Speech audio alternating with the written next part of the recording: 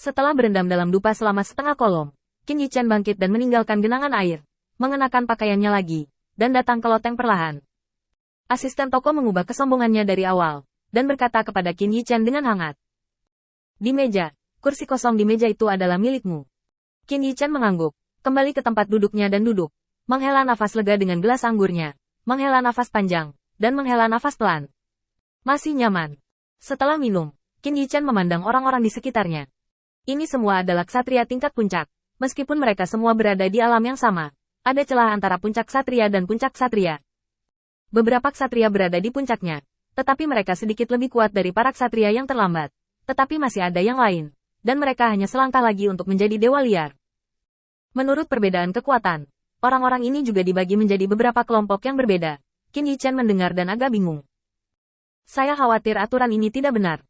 Saya harus mencari waktu untuk mengobrol baik dengan lelaki tua berjubah hitam itu. Tepat ketika gelas anggur kedua Qin Yichen sudah penuh, dia berjalan ke meja Qin Yichen sendirian, menepuk meja prajurit Tao di tangannya, dan kemudian melirik Qin Yichen. Teman ini, pinjam tempat duduk. Qin Yichen melirik orang ini, dan dia bisa dianggap sebagai pemimpin di antara ksatria puncak. Jika Anda bertarung dengannya, dengan kekuatan tempur sejati dari klon ini, saya khawatir Anda akan kalah dengan satu gerakan. Sebelum Qin Yichen dapat berbicara, orang lain di sebelahnya datang dengan segelas anggur, duduk tepat di samping Qin Yichen, meletakkan gelas anggur di tangannya di atas meja, mengulurkan tangan dan mengambil segenggam daging yang dipesan dan diisi Qin Yichen. Itu ke dalam mulutnya. Bagaimana adik laki-laki itu tahu bahwa hidangan di pavilion ini paling cocok untuk seleraku? Selain sedikit lebih mahal, sebenarnya tidak ada yang salah dengan hidangan ini. Bahkan jika kamu membunuhku hari ini, kamu harus membiarkan aku mencicipinya. Qin Yichen tersenyum sedikit, dan tentu saja, tempat ini tidak serasi seperti yang terlihat di permukaan. Terlebih lagi, masih berjuang. Saat pikiran Qin Yichen berangsur-angsur menjadi jelas, pilihannya juga sangat jelas. Selama klon dapat menunda di sini, itu dapat ditunda selama mungkin. Dia dengan santai mendorong daging di atas meja di depan pria itu. Karena pria tersayang ini menyukainya, aku secara alami harus memberikannya satu sama lain. Selama seluruh proses, mata Qin Yichen jatuh pada orang yang duduk di seberangnya, terutama tangannya. Siapapun yang memiliki kontak dengan tentara Tao, bahkan jika itu adalah tiruan, harus dipermalukan. Ketidakpedulian dan tekad Qin Yichen jelas melebihi harapan keduanya. Orang yang duduk di seberangnya menyeringai.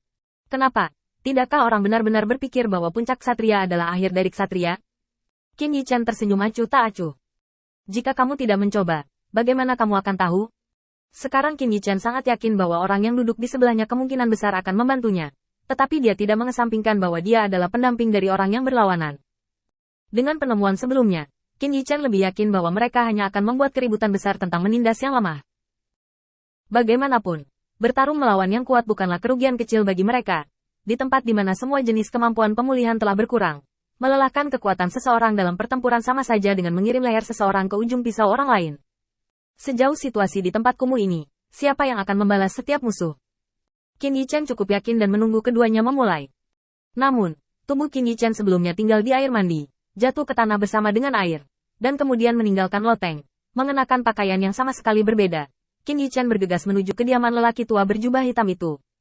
Dengan dua ketukan di pintu belakang halaman dibuka, dan Qin Yichen sedikit membungkuk. Saya secara khusus meminta nasihat orang tua itu dalam perjalanan ini, dan tidak akan pernah menambah masalah apapun pada orang tua itu. Ada ekspresi licik di wajah anak itu yang benar-benar berbeda dari usianya. Aku tidak percaya ketika kakek Liu mengatakan kamu tidak berada di loteng sebelumnya, tapi sekarang aku percaya. Ikutlah denganku, kakek Liu sudah lama menunggumu.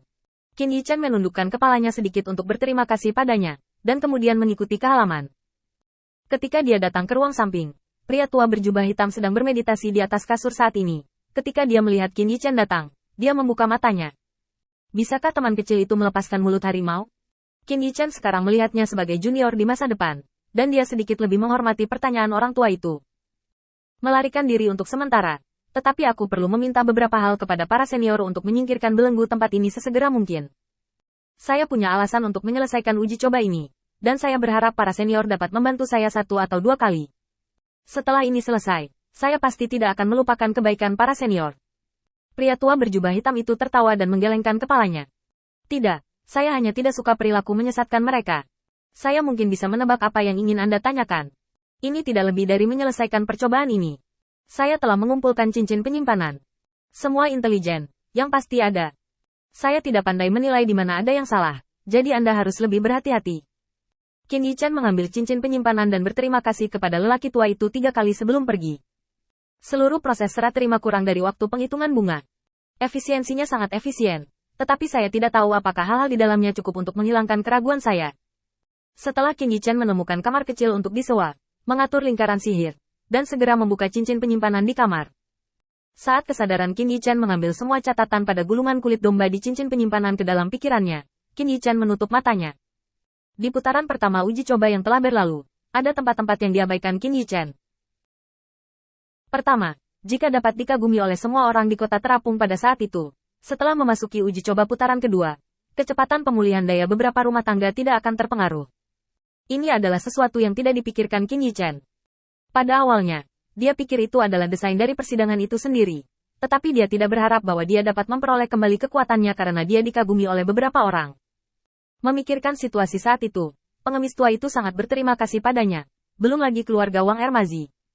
Setelah melahirkan, Qin Yichan juga bertindak berani. Dan sekarang dia hampir tidak dapat pulih dengan kecepatan seperti itu. Tidak buruk juga. Dan bunga di tangannya adalah item penting lainnya di putaran pertama percobaan. Yang setara dengan kesempatan untuk dilahirkan kembali. Dengan benda ini di tangan, begitu Anda gagal, Anda akan kehilangan setengah dari kecemerlangan Anda dan mengirim diri Anda ke tempat yang aman. Jelas, semakin banyak hal ini, semakin baik. Tetapi Qin Yichan tidak memiliki cara untuk kembali dan menjelajah lagi sekarang. Dibandingkan dengan catatan rincin dari babak pertama, di babak kedua uji coba, ada semua jenis kata-kata dan spekulasi yang tidak jelas. Semua ini berasal dari aturan lain dari pengadilan Gunung Fengming.